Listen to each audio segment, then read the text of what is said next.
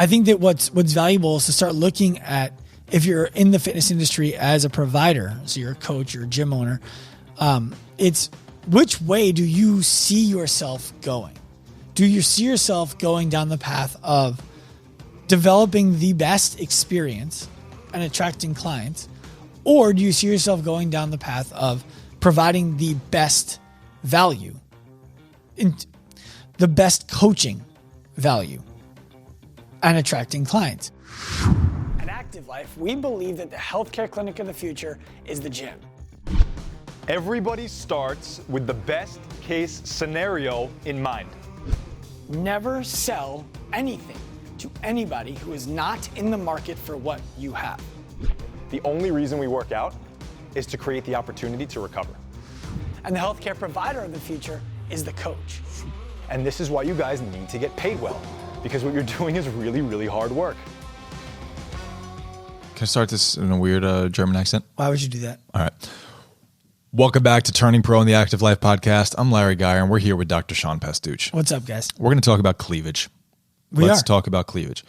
The cleavage I want to talk about is the cleavage that we anticipate happening in the fitness industry in the next 3 to 5 years. Would you define cleavage? Sure. Cleavage is the very, very clean break in a thing that divides it into 2 pieces. Thank you. That was great. Mm-hmm. So, cleavage is coming. I think that we're going to see over the course of the next decade a massive shift in the way that fitness is delivered to the individual. And I liken it to fitness entertainment compared to fitness coaching. Those are the terms that I have declared we're going to call them.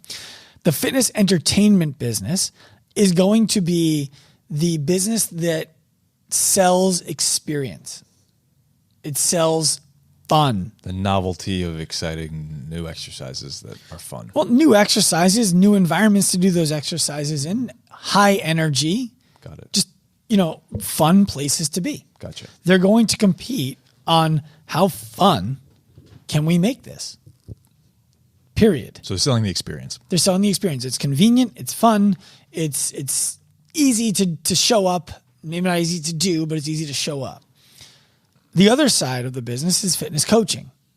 And the fitness coaching business is going to need to understand what every member in the space is there for, what they want to achieve, how they want to achieve it, what they've tried in the past, what's worked, what hasn't worked, what's the plan, when does the plan need to change, how do we communicate that?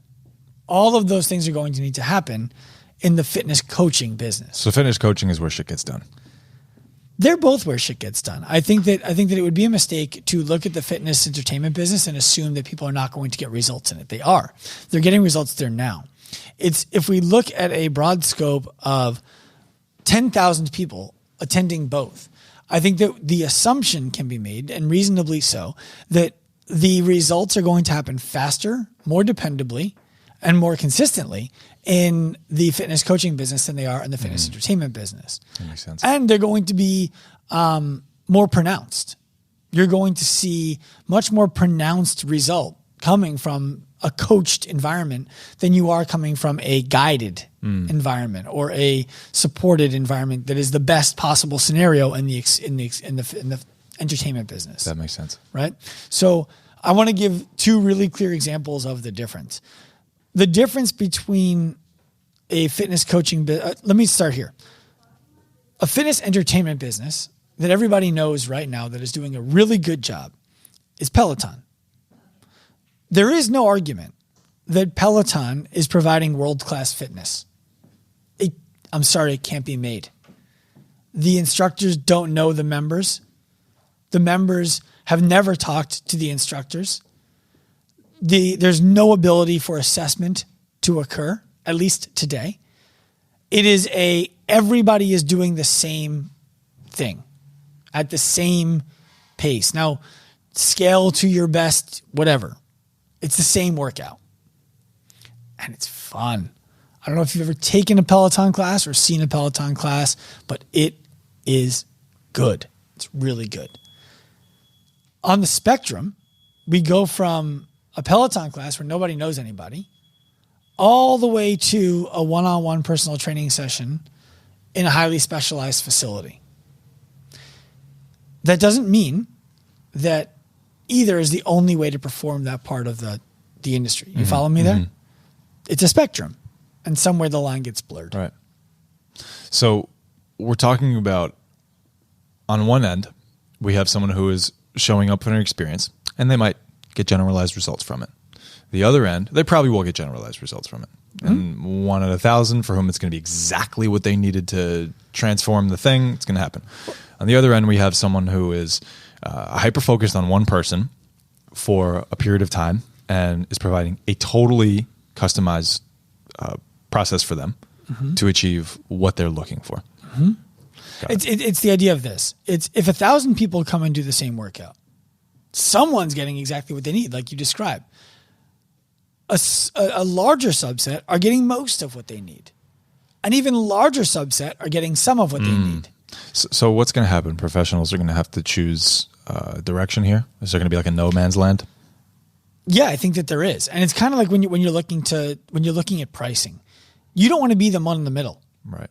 If you're the one in the middle, it's really difficult to explain what you do better than the one who's the most expensive or the one who's the least expensive. Right. And people like to think, well, the one who's the least expensive doesn't offer anything. No, that's not true. That's not true. They offer the least expensive price, and they may offer the most convenient opportunity. Apple has a fitness thing. Apple Fitness. It's $9, I think. I imagine that they're going to have celebrity trainers, if they don't already, who are going to draw huge audiences to the platform. And if you have an Apple device, you can already access it. So the experience is going to be really convenient. The instruction is going to be really good for a group environment. The thing that won't be as good is you're not going to be sweating next to somebody unless you're doing it with your significant other or your kids or your friends in the house. But everything else is there.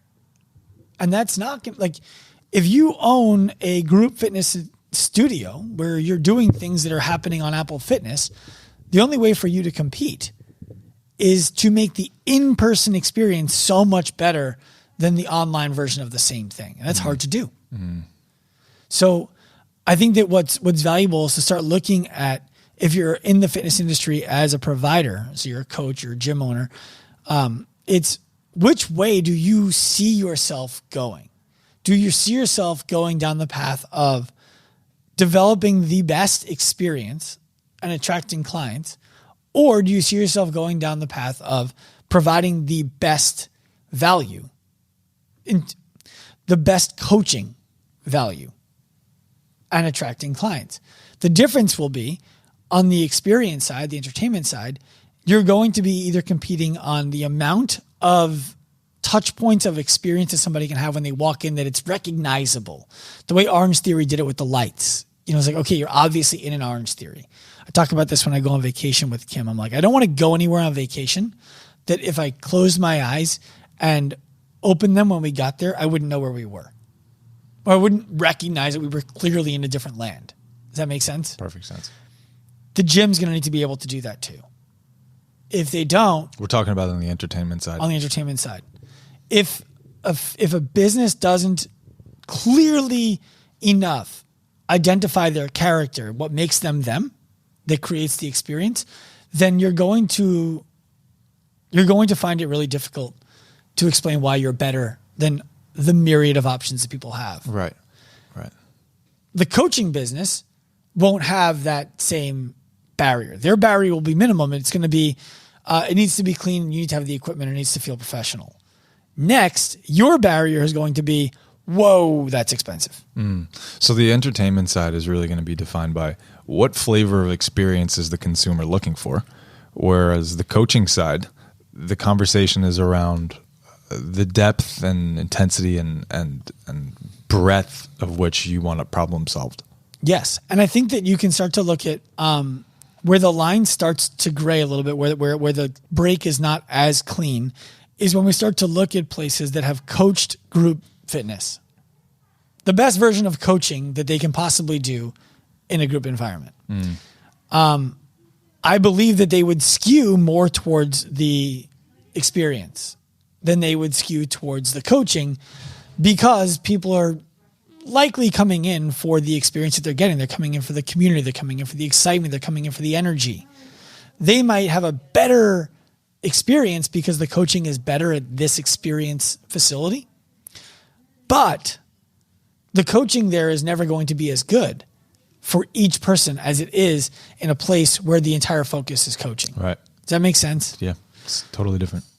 So why wouldn't everybody go the route of the coaching? Well, I think it's simple. It's hard.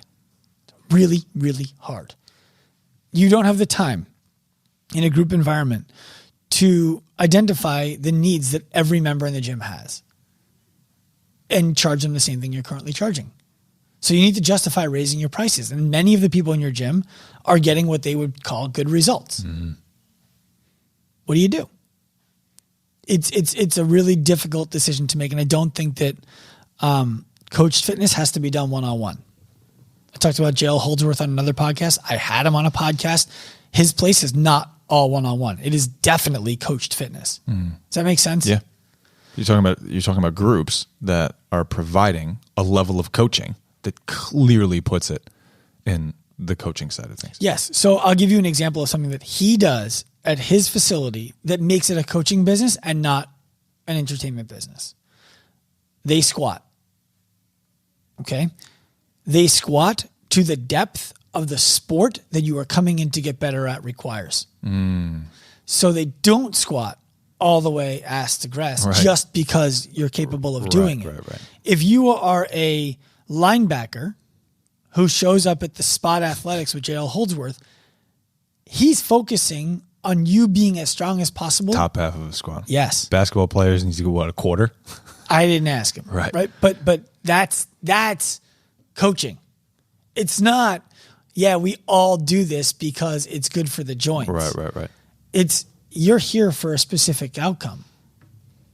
So this is how we're going to do it. We create the program to get you there. Yes, exactly. And I just think that that's so different than this is the program everyone's going to do. Let's just make scaling options where appropriate. This is your version of this same program for this end. Does that make sense? Yeah. And I think even he would say they have gradients of coaching value. Group of 6 people. I think that's the biggest group he said he does. You're not going to get the same value as one-on-one. Right. But they're both coached fitness. Now you can't charge the same for 6-on-1 than you can for one-on-one. Right. So it becomes a totally different business. And that's not to say it can't be profitable. It's just a different business model. No, it totally can be. It could probably even be more profitable. It's just it's understanding and grasping the reality that we can't do as good of a job every time we add someone to the room. You're diluting value a little bit. There is no argument to the contrary that is reasonable that I've heard. What can I just one more second? A one-on-one session is all about the one person. You add a second person, and it's at best 80% about each. Because a lot of the stuff can cross over, and it doesn't have to be 50-50. You add a third person, you add a fourth person, a fifth person. It continues to be less attention for each person in the room. And attention is money.